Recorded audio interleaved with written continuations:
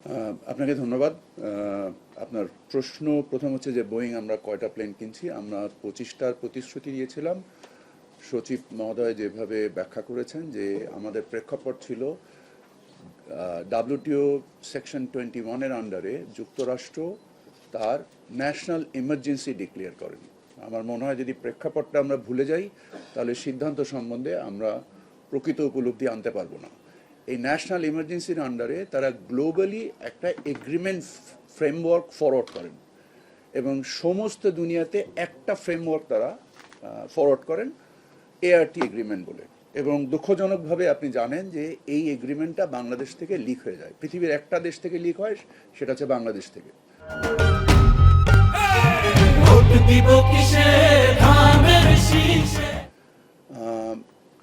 এর বিনিময়ে আমরা অপদস্থ হয়েছি এবং লিক ডকুমেন্ট থেকে আমার ধারণা এমন কোনো কিছু প্রকাশিত হয়নি যে প্রকাশের মাধ্যমে দেশের স্বার্থের কোনো জলাঞ্জলি দেওয়ার ব্যবস্থা আছে।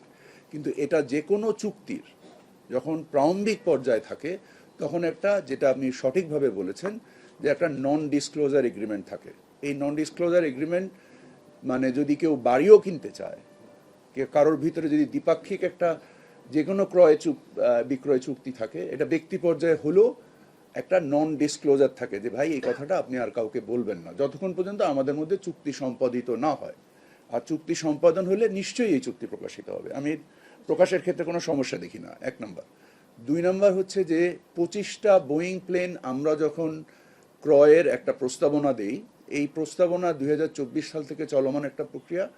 বাংলাদেশ বাংলাদেশ এয়ারপোর্ট থেকে গত বছর 1,60,00,000-এর উপরে যাত্রী পরিবাহিত হয়েছে। এর মধ্যে বিমান বাংলাদেশ এয়ারলাইন্স মাত্র 20 লক্ষ যাত্রী পরিবহন করেছে আন্তর্জাতিক রুটে। তার মানে প্রায় 1,1.5 কোটির মতো রাফলি প্যাসেঞ্জার বিমান ক্যারি করতে পারেনি। আপনারা জানেন যে আমি গতকাল দুপুরবেলা জাপান থেকে ফিরেছি। আমি গত পরশুদিন জাপানে গিয়েছিলাম। আমি যখন জাপানে যাই, যেহেতু আমাদের সাথে সরাসরি কোনো ফ্লাইট নেই, আমি প্রথমে ব্যাংকক যাই, সেখান থেকে টোকিও যাই, ফেরার পথে আমি কুয়ালালামপুর হয়ে ঢাকায় আসি। আমি যখন ঢাকা এয়ারপোর্টের দিকে তাকাই তখন আমি অনেকগুলো বিদেশি এয়ারলাইন্সের ফাঁকে ফাঁকে কয়েকটা বাংলাদেশি প্লেন দেখি। আমি যখন থাইল্যান্ডে যাই তখন অনেকগুলো থাই এয়ারলাইন্সের ভিতরে অল্প কয়েকটা বিদেশি প্লেন দেখি। আমি যখন টোকিও এয়ারপোর্টের দিকে তাকাই তখন অনেকগুলো, প্রায় সকল জাপান এয়ারলাইন্সের প্লেনের মাঝে মাঝে 2-1টা বিদেশি প্লেন দেখি।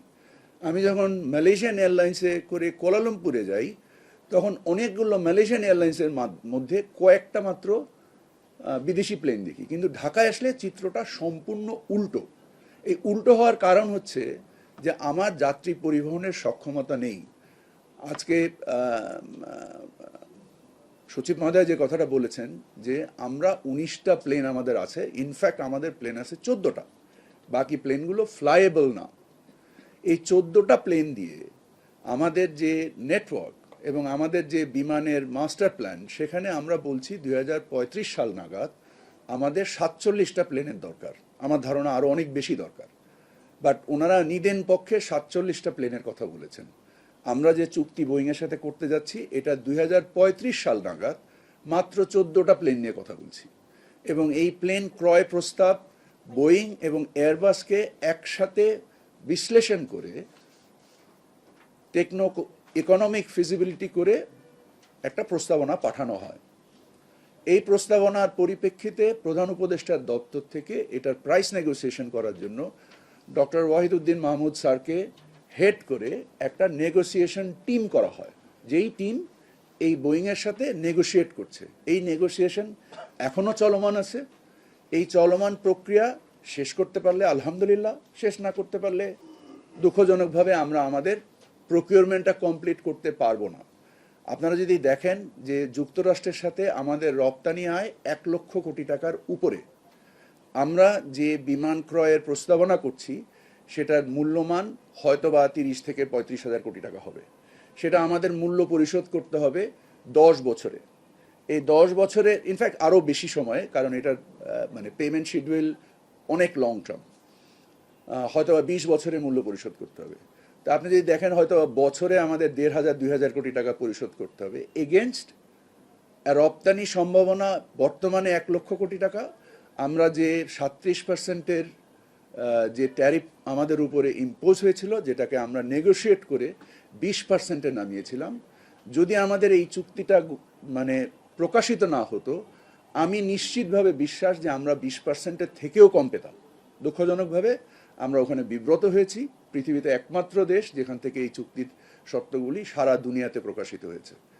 তো তারপরেও আমরা আমাদের তাৎপর্যপূর্ণভাবে আমাদের প্রতিযোগী দেশসমূহের থেকে আমরা 20%-এর ট্যারিফ নামিয়ে নিয়ে এসেছি। আমরা আশা করছি যে 9 তারিখের যে বলেছেন, সেখানে আমরা চেষ্টা করছিলাম যে আরও কত কমানো যায়। কতটুকু কমবে এই মুহূর্তে আমি বলতে চাচ্ছি না বা পারছিও না আপনাদেরকে, আমরা আলোচনার ভিত্তিতে দেখব। শুধু যে আমরা ওভারঅল ট্যারিফ কমানোর চিন্তা করছি তা না, আমাদের প্রচেষ্টা রয়েছে যে আমাদের যে মূল পণ্য গার্মেন্টস, সেই জায়গায় যেন আমাদের শুল্ক শূন্য হয়। আমরা সেই প্রচেষ্টায় এখনও রত রয়েছি। তো এই যে আমরা আমাদের যে উদ্যোগগুলো, এই ক্ষেত্রে যে আমাদের 1,00,000 কোটি টাকার রপ্তানি বিদ্যমান যেটা রয়েছে, সেটা ব্যাপক হারে বৃদ্ধি পাওয়ার সম্ভাবনা রয়েছে। এই সম্ভাবনাকে কাজে লাগানোর উদ্দেশ্যে আমরা আমাদের যে কার্যক্রমগুলো আমরা চালিয়ে যাচ্ছি। আশা করি আপনার প্রশ্নের জবাব দিয়েছি। মাননীয় উপদেষ্টা 3 দিন আগে, যেটা আমার সহকর্মী বলছিলেন, অন্তর্বর্তী সরকারের জন্য এটা করা কি এত জরুরি ছিল? ঠিক 3 দিন আগে, যখন 3 দিন পর ইলেকশন হতে যাচ্ছে। আপনি আমার কথা মনে হয় পরিপূর্ণভাবে শুনেননি। যদি আপনি বুঝতে পারেন তাহলে আপনি আশা করি প্রশ্নটা নেবেন। এটা নির্বাচিত সরকারের জন্য একটা বার্ডেন হবে কিনা, যেহেতু আমরা জানি না চুক্তিতে কি। আপনি আমার কথাগুলো শোনেননি। আমি আপনাকে বলেছি যে আমার 1,00,000 কোটি টাকার রপ্তানি। আপনাকে যদি প্রেক্ষাপটটাকে আপনি বাদ দিয়ে দেন, তাহলে আপনি যা ইচ্ছা তা চিন্তা করতে পারেন এবং বলতে পারেন। আপনি যদি চিন্তা করেন যে আজকে ভারতের সাথে যে 50% শুল্ক আরোপ করেছে, আপনি কি চান যে আপনার এই 7 লক্ষ চাকরিকে একটা রিস্কে ফেলে দিতে? আপনি কি চান যে আপনার 1,00,000 কোটি টাকার এই সম্ভাবনাকে আপনি বাজি ধরবেন? যদি আজকে আপনি দেখছেন যে কিভাবে যুক্তরাষ্ট্র ট্যারিফ মানে এদিক ওদিক হচ্ছে, মানে কিছুদিন আগেও গত সপ্তাহে আমরা দেখেছি যে কোরিয়ার উপরে 15%-এর শুল্ক মাত্র 2 দিনের ডিফারেন্সে 25% হয়ে গিয়েছে। সো আপনি কি চান যে বর্তমান সরকার আগামী সরকারের জন্য এমন একটা বার্ডেন রেখে দিয়ে যাক যেখানে রপ্তানি শুল্ক এত উচ্চ পর্যায়ে চলে যাক, যেখান থেকে নামানোর জন্য আপনার এই 7 লক্ষ চাকরি, আপনার 1,00,000 কোটি টাকার ব্যবসাকে আপনি বাজি ধরতে চান? এটা তো কমতেও পারে, যেটাকে আপনি বলতেছেন বাড়বে, এটা তো কমতেও পারে। কারণ কিভাবে কমতে পারে যদি আমাকে একটু ধারণা। আপনারা করতেছেন বিএনপির পক্ষ থেকে, কিন্তু ইতিমধ্যে বলা হয়েছে যে মানে নির্বাচনের এত আগে এই ধরনের চুক্তির বিষয় কিন্তু আমি এমন কোনো কথা শুনিনি। যেটা বলছেন যে আপনারা যে নেগোসিয়েশন করছেন, নির্বাচিত সরকার তো আপনাদের চেয়ে বেটার নেগোসিয়েশন করতে পারে, আপনি কেন আশঙ্কা করছেন যে বেড়ে যাবে তখন? আমার কাছে এই মুহূর্তে এর থেকে কম শুল্কের কোনো রেফারেন্স নাই। একমাত্র উন্নত দেশগুলো ছাড়া জাপান, ইউরোপিয়ান ইউনিয়ন, তাদের শুল্ক 15%। এছাড়া আমার পার্শ্ববর্তী দেশের শুল্ক অত্যাধিক বেশি। আপনারা শুনেছেন গত সপ্তাহে ভারত $600 বিলিয়ন আমেরিকান প্রকিউরমেন্টে, তার মধ্যে বোয়িং ইনক্লুডেড, প্রতিশ্রুতি দিয়েছে। আমরা এখানে $3 বিলিয়ন বা তার বেশি কিছু টাকার কথা বলছি। এবং তারপরেও আমরা যে আলোচনাগুলো করছি, আপনি যে ধারণাভিত্তিক কথা বলছেন কমে যেতে পারে। আপনি যদি আমাকে একটু পরামর্শ দেন, তাহলে আপনার ওই পরামর্শ কাজে লাগিয়ে আমি চেষ্টা করব। আপনি যেটা বলছেন যে পরবর্তী সরকারের জন্য চিন্তা করছেন, সেটা মাত্র 3 দিন আগে, নির্বাচনের 3 দিন আগে আপনি মনে করছেন যে আপনারা বেটার কিছু করছেন। আমি বলছি যে নির্বাচিত সরকার তো আপনারা যে বেটার কিছু করতে পারে বা পারতো বা বেশিও হতে পারতো, সেই ভবিষ্যৎবাণী তো আপনি কি আমাকে পরামর্শ দিচ্ছেন যে আমি এই বার্ডেনটা নির্বাচিত সরকারের জন্য রেখে যাব? পরামর্শ না, আমি পরামর্শ দিচ্ছি না। ব্যবসায়ীরা প্রশ্ন তুলেছে, সিপিডি কোন ব্যবসায়ী প্রশ্ন তুলেছে? সিপিডি বলেছে, ঢাকা চেম্বার বলেছে, বিজিএম এর সহসভাপতি কি বলেছে? যে নির্বাচিত আগে এই আপনি কি ভুলে গিয়েছেন যে আমি যখন যুক্তরাষ্ট্রে ট্রেড নেগোসিয়েশনে করছিলাম, তখন আমরা কেন লবিস নেই নাই, এটার জন্য কি পরিমাণ চাপ সৃষ্টি করা হয়েছিল আমাদের উপরে।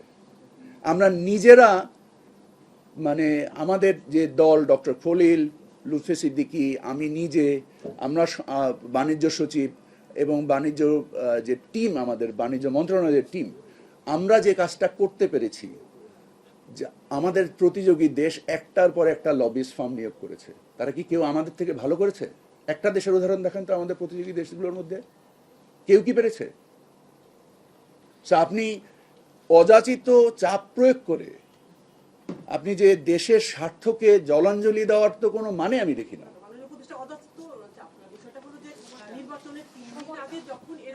আপনার যখন আপনার পেশেন্ট যখন আইসিইউতে আপনি আগামী সরকারের জন্য নিশ্চয়ই আপনি একটা ভালো মানে অবস্থা অর্থনৈতিকতা রেখে যেতে চাচ্ছেন, অথবা যুক্তরাষ্ট্রের সাথে এরকম একটা নেগোসিয়েশনের মধ্য দিয়ে বিষয়টাকে এরকম একটু ক্লিয়ার করেন। আমি আপনার প্রশ্ন বুঝতে পারি। আগামী সরকারের জন্য একটা ভালো পথ আপনি তৈরি করে রেখে গেছেন, যাচ্ছেন কিনা সেটাই আপনারা ইনশাআল্লাহ। হ্যাঁ, সেটাই একটু যদি এটা কি আপনাদের মনে হচ্ছে না? আমাদের মনে হয় না, আসলে পরিষ্কার হতে চাচ্ছি আপনার কাছ থেকে আসলে। না, নিশ্চিতভাবেই আমরা প্রাণান্তকর চেষ্টা করছি। সরকার সামগ্রিকভাবে প্রধান উপদেষ্টা সহ যে ধরনের কূটনৈতিক কার্যক্রম চালাচ্ছেন, প্রধান উপদেষ্টা নিজে ফোন করেছেন মানে বেশ কয়েকবার, আমিও সামনে ছিলাম, যে এই শুল্ককে আমাদের বাণিজ্যের জন্য ঘাটতি না ঘটে। যে আপনারা সবাই জানেন যে যুক্তরাষ্ট্রের সাথে আমাদের প্রায় $6 বিলিয়ন মানে 70-80 হাজার কোটি টাকার বাণিজ্য ঘাটতি রয়েছে। এই 80 হাজার কোটি টাকার বাণিজ্য ঘাটতি নিয়ে যুক্তরাষ্ট্র বলছে, তুমি আমার কাছ থেকে যে পরিমাণ রপ্তানি করো তার থেকে 80 হাজার কোটি টাকার পণ্য আমার কাছ থেকে কম কিনো। সো এই যে কম তুমি কিনছো, এটা তুমি আমার উপরে সঠিক করছো না। তারপরেও প্রায় মানে 80-20 আমাদের রপ্তানি 80% বেশি আমদানির তুলনায়। তারপরেও আমরা যে শুল্ক অর্জন করতে পেরেছি, আপনাদের কাছে কি এটা মনে হয় না যে এটা একটা মানে আল্লাহর বিশেষ রহমত? না, আমি এই বিষয়ে মন্তব্য করবো না। না, প্লিজ আমাকে এমন কিছু বলতে বাধ্য করবেন না যার বিনিময়ে আমার বাণিজ্য আলোচনায় সংকট তৈরি হয়। অবশ্যই আমি দেশের স্বার্থে প্রয়োজনীয় সকল সক্ষমতা সরকার, প্রধান উপদেষ্টা থেকে শুরু করে এই নেগোসিয়েশন টিমে যারা আছেন তারা সকলে তাদের সর্বশক্তি নিয়োগ করছে। উপদেষ্টা একটা ভিন্ন প্রসঙ্গে যেতে চাই। আপনি 2024 নভেম্বরে দায়িত্ব পেয়েছেন। আমরা জানি যে 2024 অক্টোবরে প্রধান উপদেষ্টা জাতির উদ্দেশ্যে একটা ভাষণে বলেছিলেন যে উপদেষ্টাদের সম্পদের যে হিসাব সেটা আসলে উল্লেখ করার কথা বলেছিলেন। আমরা ইলেকশনের আগে দেখি যারা প্রার্থী হলফনামায় তাদের একটা তথ্য, এবং এটা আমরা ইন্টারনেট সার্চ করলে এখন দেখতে পাবো। আপনি শেখ বশিরউদ্দিন আপনার সম্পদের হিসেব দিয়েছেন কিনা মানুষ তো জানতে চায়। আপনাকে ধন্যবাদ। আমি গত পরশুদিন যখন জাপানের উদ্দেশ্যে রওনা দিই, আমি আমার অফিসকে ফোন করে বলেছি এবং তারা সম্পদের বিবরণীটা পাঠিয়ে দিয়েছে। আমি আপনাদের সাথে মিটিং সই করে স্বাক্ষর করে এটা ক্যাবিনেট ডিভিশনে জমা দিয়ে দেবো। এটা আমার হাতে এসে হাজির হয়েছে।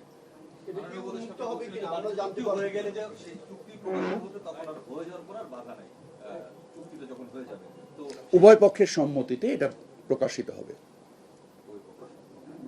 আপনারা তো চুক্তি শর্তগুলো সম্পূর্ণ কিছুই, জুলকারনাইন শাহের নামে এক ভদ্রলোক এটা তো পুরোপুরি প্রকাশ করে দিয়েছেন। স্যার, আপনারা নতুন কি দেখতে যাচ্ছেন? It's already public. Exactly, that is the document that we have been working with. ওই ডকুমেন্টের উপরে আমরা কাজ করছি।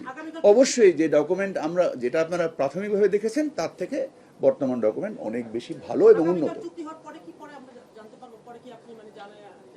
আমি তো বলেছি আপনাকে, প্রথম থেকেই বলে আসছি যে উভয় পক্ষের সম্মতিতে আমরা এটা প্রকাশ করব। আচ্ছা, আমরা আজকে বেসিক্যালি এসেছি বিমানের বিষয় নিয়ে কথা বলতে। বাণিজ্য চুক্তি নিয়ে জাপানের সাথে আমরা এসেছি, আমরা আলাদা একটা আপনাদেরকে ডাকবো, আমরা তখন এটা নিয়ে কথা বলবো। অবশ্যই বলবো। যেহেতু বাণিজ্য সচিব এখন এসে পৌঁছছে কিনা আমি জানি না, উনি আসলে একসাথে কথা বলাটাই ভালো হবে। আমরা একটা ঐতিহাসিক চুক্তি স্বাক্ষর করে এসেছি জাপানে গতকাল। আল্লাহর কাছে লাখ লাখ শুকরিয়া। আপনারা এবং আপনার মাধ্যমে আমি এইটুকু বলতে পারি যে এটা দেশের জন্য একটা ঐতিহাসিক অর্জন। এই ঐতিহাসিক অর্জন এখন যদি আমরা যা দিয়েছি এবং আমরা যা পেয়েছি, এটা যেমন আমেরিকাতে আমাদের 80% মানে আমাদের রপ্তানি উদ্বৃত্ত আর 20% আমদানি, জাপানের ক্ষেত্রে এটা বলতে পারেন 99 আর 1%। সো এটা দেশের জন্য একটা ঐতিহাসিক অর্জন বলে আমি মনে করি।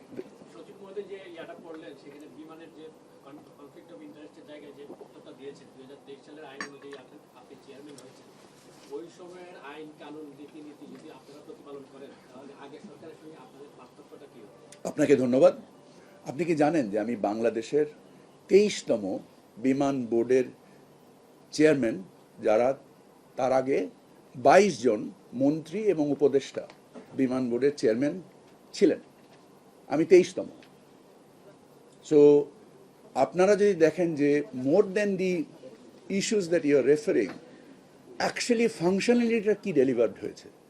আজকে যে 20,000 টাকায় একটা যাত্রী আসছে, আপনারা কি এটাকে মানে সেলিব্রেট করার মতো একটা অর্জন না? আপনারা কি দেখতে পাচ্ছেন না যে আজকে বিমানের সক্ষমতা, বিমান যে একটা লাভজনক প্রতিষ্ঠান হিসেবে? আপনারা তাদেরকে অনুসরণ করে গর্বিত, তাই সেটা কি? মোটেও না। তাহলে আপনি কেন ওই পদটা নিলেন যেটা এতটা বিতর্ক তৈরি করলেন? কি বিতর্ক তৈরি করেছে? আমার কোন কর্মকাণ্ডের বিনিময়ে আপনি মনে করছেন যে আমি ব্যক্তি স্বার্থে একটা কাজ করেছি? একটা উদাহরণ দিয়ে বলেন। পলিসির জায়গা থেকে ইমপ্লিমেন্টেশনের ইমপ্লিমেন্টিং প্রতিষ্ঠানের ইয়া হয়েছে। দেখেন, আপনি যদি এই একটা জায়গায় নির্দিষ্ট থাকেন, এটা আইনের কোনো বাধ্যবাধকতা, কোনো আইন দ্বারা বাড়িত নই এবং প্রেসিডেন্স দ্বারাও বাড়িত নই। এর আগে 22 জন মন্ত্রী ইনক্লুডিং প্রধানমন্ত্রী বিমান বোর্ডের চেয়ারম্যান ছিলেন। সো আপনি যদি এই একটা জায়গায় নেইল ডাউন করেন আমাকে, তাহলে আমরা ফাসাদ তৈরি করার জন্য অনেক আলোচনা করতে পারি। কিন্তু আপনি যদি এইটা বলেন যে এর বিনিময়ে বিমানে কি অর্জিত হয়েছে, বিমান একটা লাভজনক প্রতিষ্ঠানে রূপান্তরিত হয়েছে, এবং ম্যাডাম যে কথাটা বললেন যে আমরা 20,000 টাকায় টিকিট বিক্রি করছি, একমুখী টিকিট বিক্রি করছি, এর বিনিময়ে বিমান অতিরিক্ত 120 কোটি টাকার মুনাফা করবে, এটা কি সেলিব্রেশনের পয়েন্ট হতে পারে না? আজকে বিমানের সক্ষমতা বৃদ্ধি করার ক্ষেত্রে, বিমানের অপারেশনাল এফিসিয়েন্সি আনার জন্য, বিমানের সম্পদ ব্যবহার, যে বিমানের যে 14টা প্লেন আছে তা দিয়ে আমরা মিডল ইস্টে যে কয়টা অতিরিক্ত ফ্লাইট অপারেট করতে পেরেছি, এর ফলে যে প্রতিযোগিতার সৃষ্টি হয়েছে বাজারে, যার ফলে বাজারে আজকে 50% প্লেনের ভাড়া কমে গিয়েছে। আপনারা যদি এখানে দেখেন, গত ফেব্রুয়ারিতে একটা টিকিটের দাম কত টাকা ছিল এবং আজকে এই টিকিটের দাম কত, এটা কি সেলিব্রেট করার পয়েন্ট না? আজকে যদি আপনি, এটা ঢাকা রিয়াদের ফ্লাইট, এটা ঢাকা মদিনার ফ্লাইট, একদম ফেব্রুয়ারি টু ফেব্রুয়ারি, এটা কি সেলিব্রেট করার পয়েন্ট না? এটা ঢাকা জেদ্দার ভাড়া এসছে, এটা কি সেলিব্রেট করার পয়েন্ট না? আজকে আমাকে ক্রিমিনালাইজ করার জন্য অতি সম্প্রচারিত একটি ইংরেজি পত্রিকা দ্য ডেইলি স্টার আমাকে নাম দিয়েছে দ্য লর্ড অফ উইংস। দুঃখজনকভাবে ওনারা জানেন না হেলিকপ্টারের কোনো উইংস হয় না। আমার একটা হেলিকপ্টার আছে, আর আমার হেলিকপ্টার আমি কালকে কিনিনি, আমি হেলিকপ্টার কিনেছি 14 বছর আগে। 14 বছর ধরে আমি এই হেলিকপ্টারটা ফ্লাই করি, এবং আমার প্রতিষ্ঠান আকিজ বশির এভিয়েশন মার্চ মাসে, যখন হাসান আরিফ স্যার এই মন্ত্রণালয়ের উপদেষ্টা, আমি তো জানতাম না যে উনি ইন্তেকাল করবেন, আমি তো এটাও জানতাম না যে সরকার আমাকে এই মন্ত্রণালয়ের দায়িত্ব দিবেন। একটা ট্রেড লাইসেন্স করা হয়েছে, আমি মেজরিটি শেয়ার হোল্ডার হিসেবে, আমি এই কোম্পানির বোর্ডে না, আমি এই কোম্পানির ম্যানেজমেন্টে না, এবং সিভিল এভিয়েশন অথরিটি একটি ইন্ডিপেন্ডেন্ট সংস্থা, মন্ত্রণালয়ের কোনো ধরনের অনুমোদন তাদের লাগে না একটা লাইসেন্স প্রদানের ক্ষেত্রে। আমি যদি এখানে প্রভাব বিস্তার করতাম, আজকে 11 মাসে আমার লাইসেন্সটা হলো না। আমার কি নেই? আমার পাইলট আছে, আমার ইঞ্জিনিয়ার আছে, আমার কি বলে, আমার অফিস আছে, আমার হ্যাঙ্গার আছে, আমার হেলিকপ্টার আছে, আই হ্যাভ এভরিথিং। 11 মাসে একটা লাইসেন্স হয়নি, এর মাধ্যমে আমি এতই প্রভাব বিস্তার করে ফেললাম। আর হেলিকপ্টার নিয়ে তো সৌদি আরব যাওয়া যায় না, হেলিকপ্টার নিয়ে তো কুয়েত যাওয়া যায় না, দুবাই যাওয়া যায় না, এটা তো সম্ভব না। হেলিকপ্টার নিয়ে যাওয়া যায়, মনে করেন রাজশাহী যাব আমি, রাজশাহী যাতায়াতে যাওয়া এবং আসা একটা হেলিকপ্টারে খরচ হয় 2.5 থেকে 3 লক্ষ টাকা, প্লেনে খরচ হয় 5,000 টাকা। তা আমি কিভাবে কম্পিটিশন করব? আমি তো এটা বুঝতে পারছি না, আমার জ্ঞানে আটকাচ্ছে না। ওনারা এখানে যে কথাটা বলেছেন, আচ্ছা, উদাহরণটা কি আর মতো হয়ে গেল না যে আপনি নির্বাচন চান নাকি গণতন্ত্র চান, উন্নয়ন চান নাকি গণতন্ত্র চান? আগের সরকার যে মোটোটা ছিল যে এই নির্বাচন ইম্পর্টেন্ট না উন্নয়ন ইম্পর্টেন্ট, আপনি যে উন্নয়নগুলো করছেন সেটাই ইম্পর্টেন্ট। এখানে কি ধরনের নিয়ম কানুন ফলো করা হলো সেটা নিয়ে প্রশ্ন করা যাবে না। নিয়মকানুনের ব্যত্যয় কোথায় হয়েছে? ব্যক্তির কথা বলছেন আপনি তো না, আপনি যে রূপকটা ব্যবহার করলেন, শেখ হাসিনার রূপক যেটা আপনি ব্যবহার করলেন, সেটার সাথে আমার সমর্থক কর্মকাণ্ডগুলো একটু বলেন। এই যে বললেন যে এই আইন কানুনের ব্যত্যয় করেনি, তাদের আইন কানুন ব্যবহার আমি তো বলছি স্পষ্টভাবে আমি আইনের ব্যত্যয় করিনি। তাদের আইন কানুন ব্যবহার করে যদি আপনারা করবেন তাহলে এই পরিবর্তনের অর্থটা কি? না, তাদের আইন তো ব্যবহার করি নাই, তাদের আইন পরিবর্তন করেছি। আপনি কি জানেন না যে কাঠামোগতভাবে আমরা যে সিভিল এভিয়েশন অ্যাক্টের যে পরিবর্তন করেছি, সেই পরিবর্তনের বিনিময়ে যে সিন্ডিকেশন ছিল, এই যে 50% টিকিটের ভাড়া কমে গিয়েছে, এটা কি খামাকা কমেছে? আপনি চেয়ারম্যানশিপের কথা বলেছেন। আমি তো আপনাকে বললাম একই কথা। আপনি মানে অপ্রয়োজনীয়ভাবে রূপক ব্যবহার করে যে রেফারেন্স টানছেন, এটা ফাসাদ তৈরির উদ্দেশ্য ছাড়া আর কোনো উদ্দেশ্য আমি দেখছি না। আপনাকে ধন্যবাদ। মাঝে মধ্যে জাপান নিয়ে কবে প্রেস কনফারেন্স? সময় তো 2 দিন আছে, মানে জাপানের সাথে চেষ্টা করব। আমরা তো দেখেন, এই প্রেস কনফারেন্সের জন্য তো আমাকে প্রস্তুতি নিতে হয়। আমাকে অনেক ডেটা চেক করতে হয়েছে যে 22 জন মন্ত্রী, প্রধানমন্ত্রী, বিমান বোর্ডের চেয়ারম্যান ছিলেন। আমাকে এই কর্মকাণ্ডের জন্য তো আমার প্রকৃত কর্মকাণ্ড একটুখানি হলেও তো ব্যাহত হয়। সেখানে আপনি জাপান সম্বন্ধে জানতে যাচ্ছেন, আমেরিকার চুক্তি কখন করতে যাচ্ছেন, আবার জনমনে যে ধরনের তৈরি হচ্ছে, প্রশ্ন তৈরি হচ্ছে, এবং সম্পূর্ণ অসত্য তথ্যের উপরে ভিত্তি করে। যেমন ডেইলি স্টার লিখেছে, ডিলিউশন অফ মাই, আমার দেশপ্রেমকে সে ডিলিউশন বলেছে। আহত হয়েছি। নেহাত দেশপ্রেমের জন্য এখানে আসছি। আমার সম্পদ সংগ্রহের উদ্দেশ্যে আমি 3টা মন্ত্রণালয়ে কাজ করি: jute ministry, commerce ministry, civil aviation ministry. একটা উদাহরণকে আপনারা দেখাতে পারবেন? এখানে যে কথাটা বলা হচ্ছে লর্ড অফ উইংস, অথবা আর একটা কি অ্যাভার্স আনএবেস্ট ক্রোনিজম, নির্লজ্জ স্বজনপ্রীতি, একটা উদাহরণ দেখাতে পারবেন? আপনি কি জানেন যে সিভিল এভিয়েশন মিনিস্ট্রি থেকে 39 জনকে দেশ থেকে নিষেধাজ্ঞা জারি করা হয়েছে? তার মধ্যে আমার পরিবারের 2 জন সদস্য রয়েছে। আপনারা কি জানেন? আমাকে, আমার পারিবারিক ফাসাদ তৈরি হবে আমি যদি বাড়তি কথা বলি, অবশ্যই। কারণ আমার পরিবারের একেবারেই নিকট পরিবার, একেবারেই নিকট পরিবার, দুইজনকে দেশ থেকে মানে করা হয়েছে। যে নির্লজ্জ স্বজনপ্রীতির কথা বলা হচ্ছে। হেলিকপ্টার দিয়ে আমি সৌদি আরবে কম্পিটিশন করব? হেলিকপ্টার দিয়ে আমি রাজশাহীতে কম্পিটিশন করব? আর বাংলাদেশের হেলিকপ্টার মানে যে লাইসেন্সিং, এখানে কমার্শিয়াল অপারেশন লাইসেন্স নেওয়া ছাড়া অন্য কোনো পদ্ধতিই নাই। এটা আমার ব্যক্তিগত হেলিকপ্টার, এটা আমার আজকের হেলিকপ্টার না, 14 বছর আগের হেলিকপ্টার। আমি 14 বছর যাবৎ সাউথ এশিয়ান এয়ারলাইন্স নামে একটা কোম্পানিতে চুক্তির ভিত্তিতে আমার এই হেলিকপ্টারটা অপারেশন ম্যানেজমেন্ট হতো। সাউথ এশিয়ান এয়ারলাইন্সকে 14 বছর ধরে আমি বিভিন্নভাবে টিকিয়ে রাখার চেষ্টা করেছি। 9টা কোম্পানি সাউথ এশিয়ান এয়ারলাইন্সের সাথে ছিল, 7টা কোম্পানি বের হয়ে গিয়েছে, আমি 8 নাম্বার বের হয়ে গিয়েছি। যন্ত্রণায় টিকতে না পেরে লাস্টে আমার 2টো হেলিকপ্টার ছিল, একটা বিক্রি করে দিয়েছি। এটাও বিক্রি করতে চেয়েছিলাম। তখন আমাকে একজন এসে বললেন যে আমি যদি একটা নিজে এওসি করি তাহলে সম্ভবত আমি এটাকে সাস্টেনেবলি অপারেট করতে পারবো। যেহেতু কিনে ফেলেছি, আমার প্রয়োজনও হয়, আমার ব্যবসায়িক কার্যক্রমে বিভিন্ন জায়গায় আমাকে যেতে হয়, সো আমার প্রয়োজনের জন্য আমি চিন্তা করেছি যে ঠিক আছে, একটা হেলিকপ্টার যদি থাকে তাহলে অসুবিধা নেই, আমার চলাচল সহজ হয়। এবং ব্যক্তিগত ব্যবহারের হেলিকপ্টারের কোনো লাইসেন্স সিভিল এভিয়েশনে নাই, আমাকে একটা কমার্শিয়াল লাইসেন্স দিতে হয়েছে। আমার প্রতিষ্ঠান থেকে আমি চলে আসার পরে তারা এই কাজটা করেছে। আমাকে বলা হচ্ছে আমি কেন সিভিল এভিয়েশনের সাথে ভিডিও কলে যুক্ত হয়েছি। সিভিল এভিয়েশনে আমার আকিজ বশির এভিয়েশনের ম্যানেজিং ডিরেক্টর হচ্ছেন মিস্টার তসলিম মোহাম্মদ খান, আমার ছোটবেলাকার বন্ধু।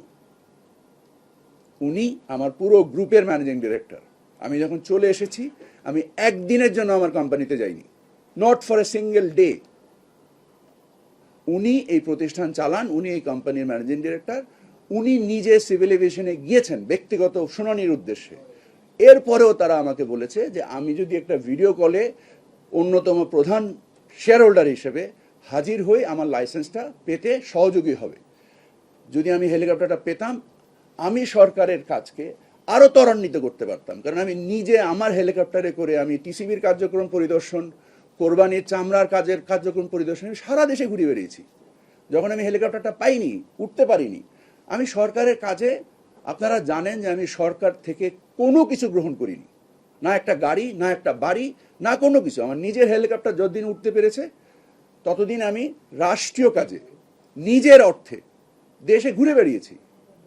আমার যদি এরকম কোনো লাইসেন্সের অপরচুনিটি থাকতো যে ব্যক্তিগতভাবে আমি হেলিকপ্টার ওন করতে পারি, মানে অপারেট করতে পারি, আমাকে একটা এয়ার অপারেটিং সার্টিফিকেট নিতে হয়েছে। তার জন্য একটা 500 টাকা দামের ট্রেড লাইসেন্স করেছিল মার্চ মাসে। আমি অন্যতম প্রধান শেয়ার হোল্ডার নামে ওই ট্রেড লাইসেন্সে আমার নাম আর ছবি দেওয়া আছে। এইটাই আমার অপরাধ। এখানে আমি লর্ড অফ উইংস হয়ে গেলাম, এমন একটা জিনিসের মালিক যার কোনো উইংস নাই। হেলিকপ্টারের তো কোনো উইংস হয় না, হেলিকপ্টারে থাকে একটা পাখা, হেলিকপ্টারে কোনো ডানা নাই। সো এইভাবে এই যে মানে আমাকে যে নির্লজ্জ স্বজনপ্রীতির কথা বলা হচ্ছে, আপনাদের মাধ্যমে জিজ্ঞেস করতে চাই, একটা উদাহরণ দেখাতে পারবেন? আমি তো বললাম যে আমার পরিবারের সদস্যকে আমি বিদেশ ত্যাগে করেছি। যদি আর একটু বাড়ায় বলি, প্লেন থেকে অফলোড করে দিয়েছি। বাংলাদেশের ইতিহাসে আছে। আমার পরিবারের ঝঞ্ঝাট আর বাড়াতে চাই না। নৈতিকতার বিবেচনায় যে কার্যক্রম করেছি, আমার দেশপ্রেম নিয়ে প্রশ্ন তোলা হয়েছে, আমাকে নির্লজ্জ স্বজনপ্রীতির কথা বলা হয়েছে। একটা উদাহরণ কি আপনারা এখানে যতজন সাংবাদিক আছেন একটা উদাহরণ দেন না? আপনারা তো সবাই সচিবালয়ে সারাদিন থাকেন, যে আমার 3 মন্ত্রণালয়ে কোনো মন্ত্রণালয় আমার অফিসের কোনো লোক ঢুকেছে, আমার কোনো বন্ধু বান্ধব ঢুকেছে, আমি কারোর সাথে ব্যক্তিগত স্বার্থে কোনো ধরনের কোনো কার্যক্রম করেছি? বলেন না, কেউ একজন বলেন। বিমানের পরিচালনা পর্ষদে 3 জনকে নিযুক্ত করা হয়েছে, এই বিষয়টা নিয়েও বেশ সমালোচনা আছে। আচ্ছা, 3 জনকে, আপনার প্রশ্নের জন্য ধন্যবাদ। 3 জনের মধ্যে নিরাপত্তা উপদেষ্টা আছে, নির্বাচন কমিশনের সচিব রয়েছেন, আর আইসিটি উপদেষ্টা রয়েছেন। আপনারা জানেন যে আজকের বাণিজ্যিক কার্যক্রমের মধ্যে ডিজিটাল প্রযুক্তির একটা বড় ব্যবহার, এবং ডিজিটাল প্রযুক্তিতে আমি যদি আপনাকে বিমান সম্বন্ধে একটু বলি, যে এই 1,32,00,000 আন্তর্জাতিক যে প্যাসেঞ্জার, মোট 1,60,00,000-এর মধ্যে আন্তর্জাতিক হচ্ছে 1,32,00,000 মানুষ যে যাতায়াত করেছে। যদি আমি গড় ভাড়া 1 লাখ টাকা ধরি, $1,000 বা $800 যদি ধরি, 1 লক্ষ টাকা, তাহলে আমার বিমানের বাজার হচ্ছে 1,32,000 কোটি টাকা। বিমান গত বছর ব্যবসা করেছে 8,000 কোটি টাকা, তারপর লেস দেন 5%, 5%-এর কম। বিমানের যে বোর্ড মেম্বার ছিলেন, এখানে অব্যবসায়িক যারা ছিলেন, যারা ব্যবসায়ী ছিলেন, যেমন অ্যাপেক্স গ্রুপের চেয়ারম্যান বা managing director mister Nasim Manzur সাহেব আছেন। ওখানে 2 জন চার্টার অ্যাকাউন্টেন্ট ছিলেন, কেপিএমজির আশফাক সাহেব, এবং আরেকজন ভদ্রলোক চার্টার অ্যাকাউন্টেন্ট ছিলেন। আমরা এদেরকে রিপ্লেস করে, আমরা কেপিএমজির আশফাক ভাই, যিনি একজন খুব নামকরা charter accountant, he is very much in the board. Nasim Manzur সাহেব, যিনি একজন সফল ব্যবসায়ী, he is very much in the board.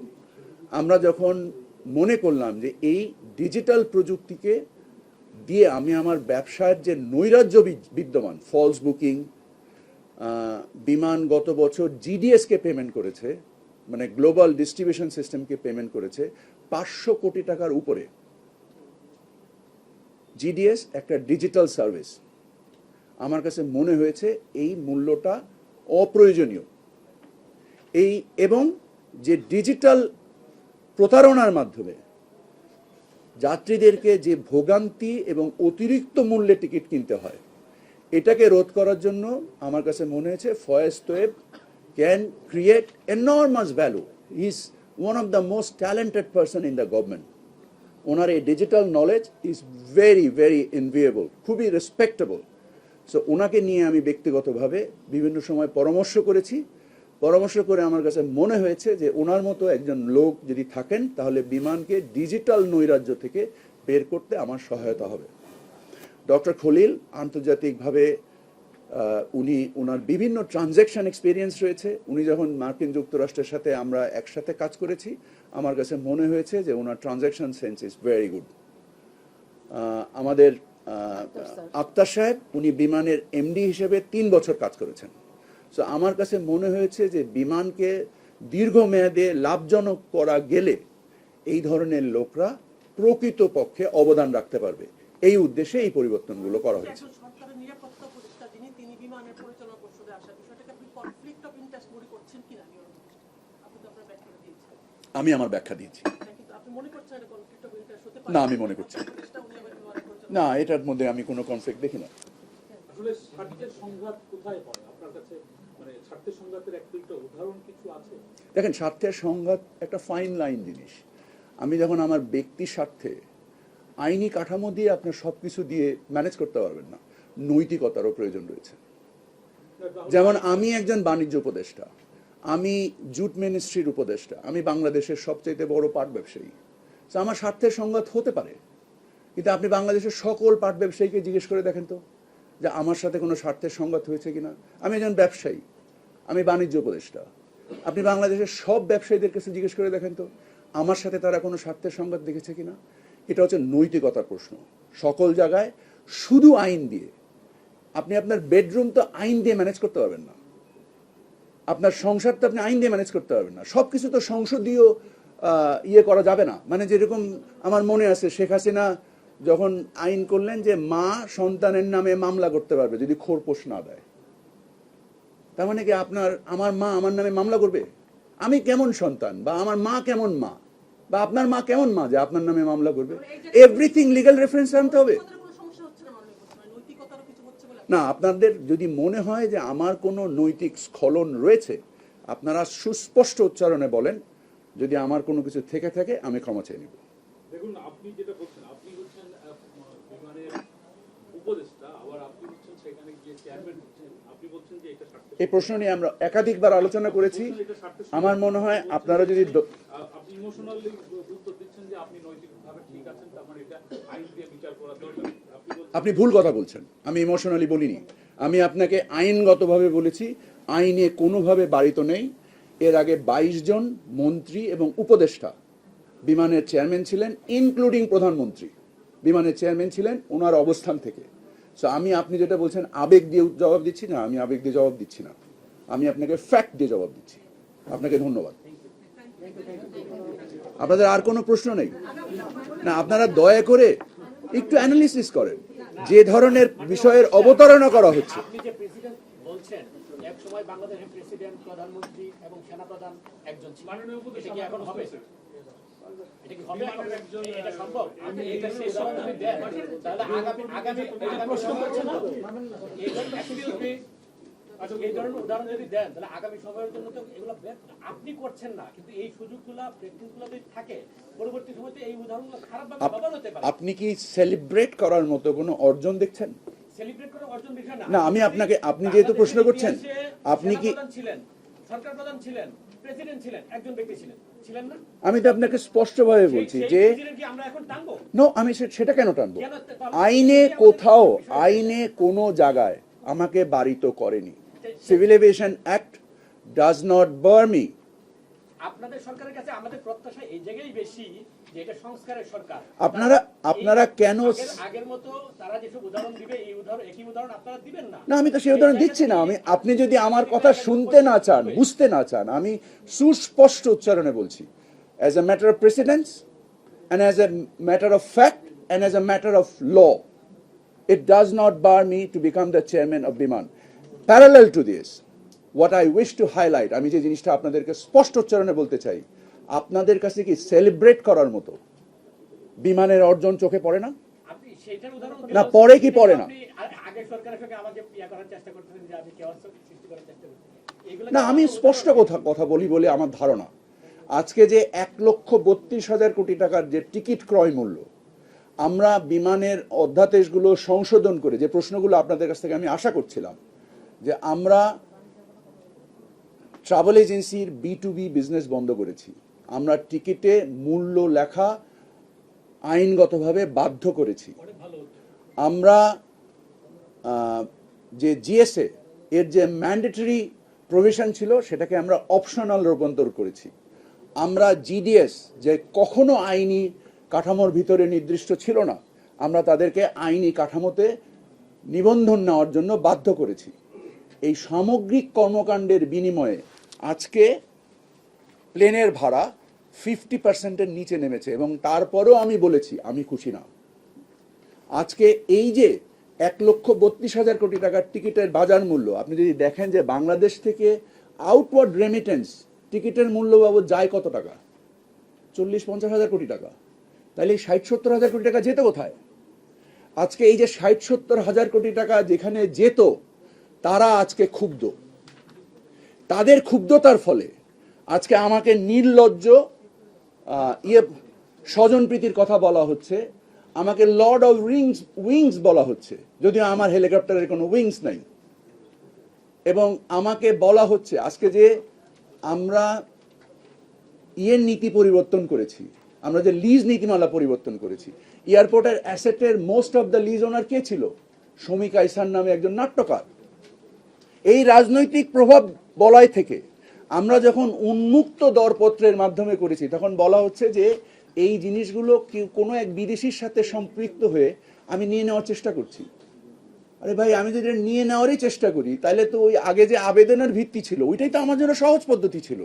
উন্মুক্ত দর পদ্ধতিতে আমি তো কাউকে নির্দিষ্ট করতে পারবো না, আমি তো কাউকে থামাতে পারবো না।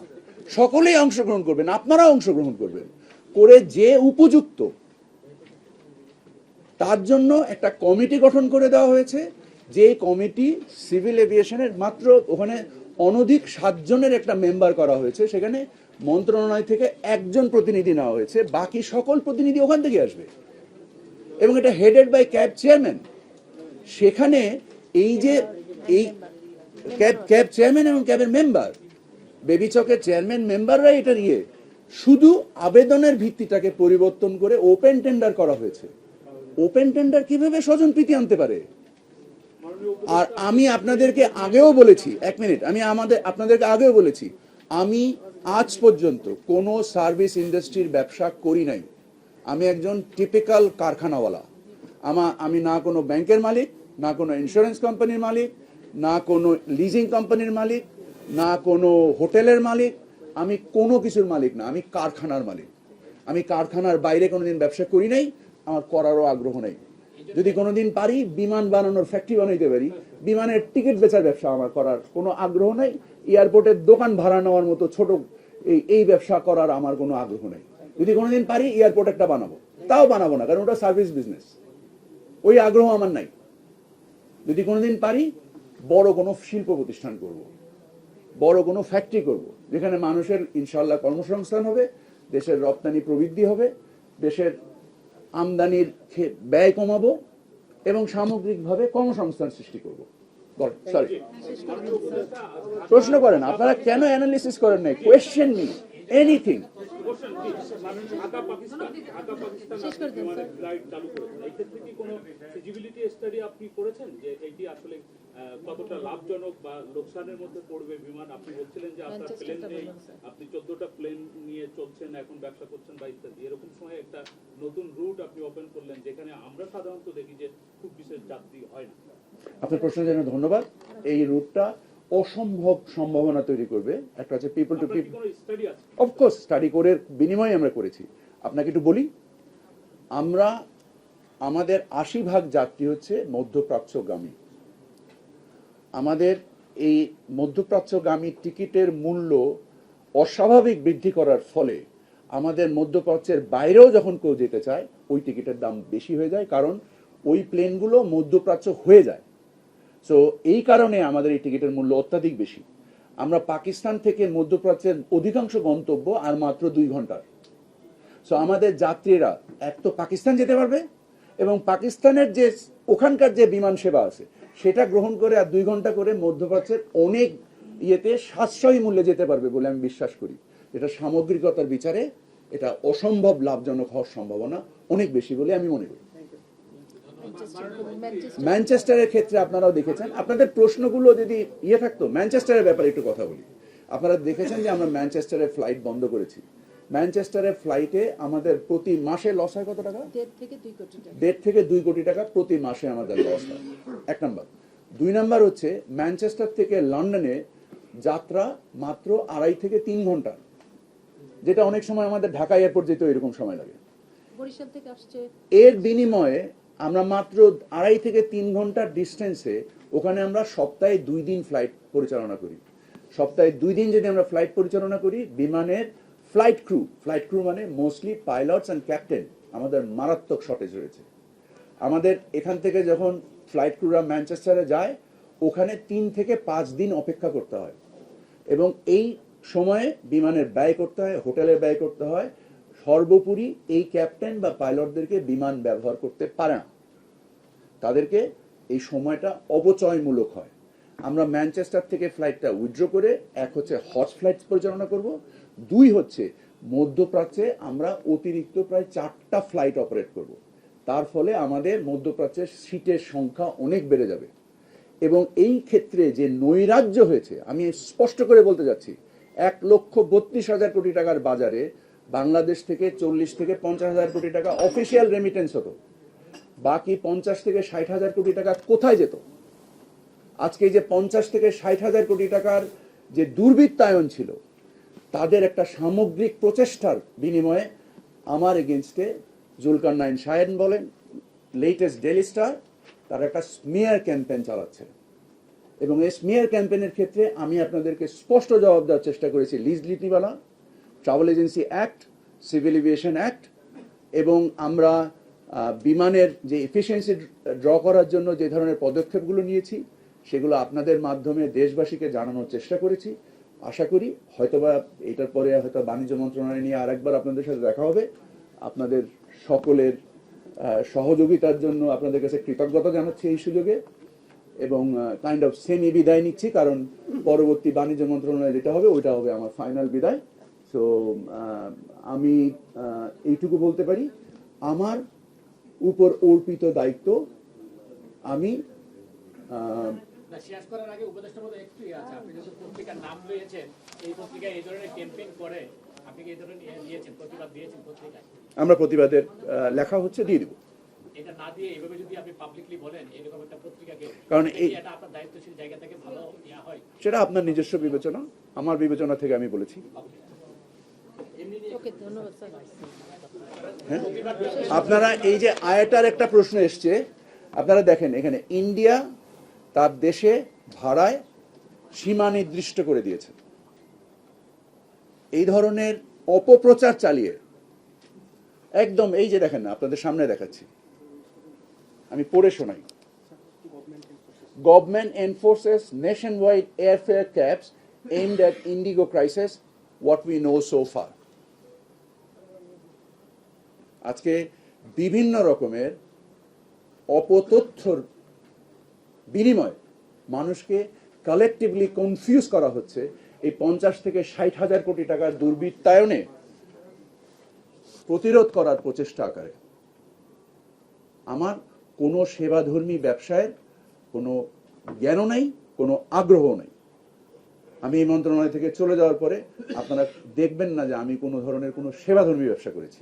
আমি স্পষ্ট উচ্চারণে করে বলে দিলাম, এ যাবৎ 35 বছর প্রায় ব্যবসা করি, একটা সেবাধর্মী ব্যবসায় আমি নিয়োজিত হইনি। আমার কোনো নিউজ পেপার নাই, এটাও বলি, আমার কোনো টিভি চ্যানেল নাই, আমার যে অর্থনৈতিক সক্ষমতা, না আমার কোনো টিভি চ্যানেল নাই। এটা প্রায় মানুষ ভুল করে। আমি আর আকিজ গ্রুপ এক না। আমার কোম্পানির নাম আকিজ বশির গ্রুপ। আমি আকিজ গ্রুপের ম্যানেজিং ডিরেক্টর ছিলাম 2018 সাল পর্যন্ত। এক্স্যাক্টলি, আমার বাবা ইন্তেকাল করেন 2006 সালে। আমি 18 সাল পর্যন্ত ওই গ্রুপের ম্যানেজিং ডিরেক্টর ছিলাম। এরপরে আমি বেরিয়ে যেয়ে আকিজ বশির গ্রুপ করেছি। আমার কোনো ধরনের কোনো অনলাইন নিউজ পেপার নাই, কোনো টিভি মিডিয়া নাই, কোনো নিউজ পেপার নাই, কোনো ব্যাংক নাই, কোনো ইন্স্যুরেন্স কোম্পানি নাই, কোনো লিজিং কোম্পানি নাই, কোনো হোটেল নাই, কোনো ধরনের কোনো সেবাধর্মী ব্যবসার কোনো ধরনের আমার জ্ঞানও নেই, কোনো আগ্রহ নেই। আমি একটা কারখানাওয়ালা। শেষ আপনাদেরকে ধন্যবাদ। আসসালামু আলাইকুম।